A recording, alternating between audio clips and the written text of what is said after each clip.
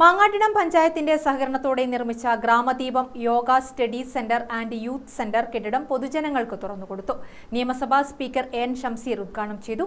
Ambilad south പകൽ വയോജന വിശ്രമ കേന്ദ്രത്തിന് മുകളിലാണ് 40 ലക്ഷത്തോളം രൂപ ചെലവിൽ യോഗ സ്റ്റഡി സെന്റർ കെട്ടിടം നിർമ്മിച്ചത്.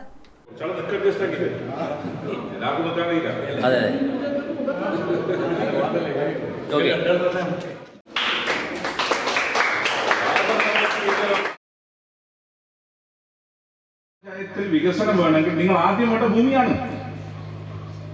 പഞ്ചായത്തുകൾ ഫണ്ട് വെച്ച് നിങ്ങളുടെ കൈവശം ഭൂമി ഉണ്ടെങ്കിൽ എപ്പോൾ എളുപ്പത്തിൽ നടക്കും കാര്യങ്ങൾ. ഇവിടുത്തെ ജോഗ്രഫി നിനക്കറിയില്ല. ഞാൻ മനസ്സിലാക്കുന്ന വലിയ പഞ്ചായത്ത് എന്നാണ്. ഈ വലിയ പഞ്ചായത്താകുമ്പോൾ ഭൂമി ഉണ്ടാവണം പഞ്ചായത്ത് കൈവശം. സർക്കാരിന്റെ ഏതെങ്കിലും പദ്ധതി വരുമ്പം ആ പദ്ധതി ചാടി പിടിക്കണമെങ്കിൽ നിങ്ങളുടെ കൈവശം ഭൂമി ഉണ്ടാവണം. അതുകൊണ്ട് വികസനത്തിന്റെ കാര്യത്തിൽ ജനങ്ങൾ കൂടി ഭാഗവാക്കാവണം. ജനങ്ങൾ കൂടി വികസനത്തിൽ ഭാഗവാക്കായാൽ മാത്രമേ വികസനം യാഥാർത്ഥ്യമാകൂ. അല്ലാതെ പഞ്ചായത്ത് പോലെ ചീത്ത പറഞ്ഞൊന്നും പ്രത്യേകിച്ച് കാര്യമൊന്നുമില്ല. എന്തിനു കൊള്ളുമോളാം പഞ്ചായത്ത് ദിവസം അയാൾക്കുള്ളത് കാര്യം. ജനകീയമായി വികസന പ്രവർത്തനം നടന്നാൽ മാത്രമേ വികസനം ഉണ്ടാകൂ. അതാണ് ഇവിടെ ഇപ്പോ ഈ മാങ്ങാട്ടിടം ഗ്രാമദീപം അല്ലെ വായനശാല അവര് ഭൂമി കൊടുത്തു. ഇനിയിപ്പോ മറ്റേ വാർഡുകൾ വരുമ്പോൾ കുരുമാനുണ്ടാകുമോ എല്ലാം ആണ് കൊടുക്കുന്നത്. കെട്ടിടത്തിൽ ജിംനേഷ്യത്തിനാവശ്യമായ ഉപകരണങ്ങളും സജ്ജമാക്കിയിട്ടുണ്ട്.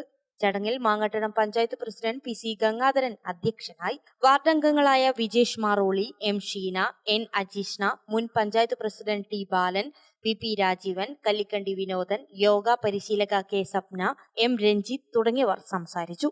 34 വർഷത്തെ സേവനത്തിന് ശേഷം ആമ്പിലാട് LP സ്കൂളിൽ നിന്നും വിരമിക്കുന്ന പ്രധാന അധ്യാപിക വി സുരഭി, ആമ്പിലാട് പാറ അങ്കണവാടി വർക്കർ പി പ്രസന്നകുമാരി എന്നിവരെ ആദരിച്ചു. LSS, USS, SSLC വിജയികൾക്കുള്ള അനുമോദനവും നടന്നു. തുടർന്ന് വിവിധ കലാപരിപാടികളും അരങ്ങേറി. 2025-26 വാർഷിക പദ്ധതിയിൽ ഉൾപ്പെടുത്തി കുട്ടികൾക്കായുള്ള ഉയരുക നാം ഏകദിന ശില്പശാലയും പരിപാടിയുടെ ഭാഗമായി നടന്നു. ഗ്രാമിക ന്യൂസ്, കൂത്തുപറമ്പ്.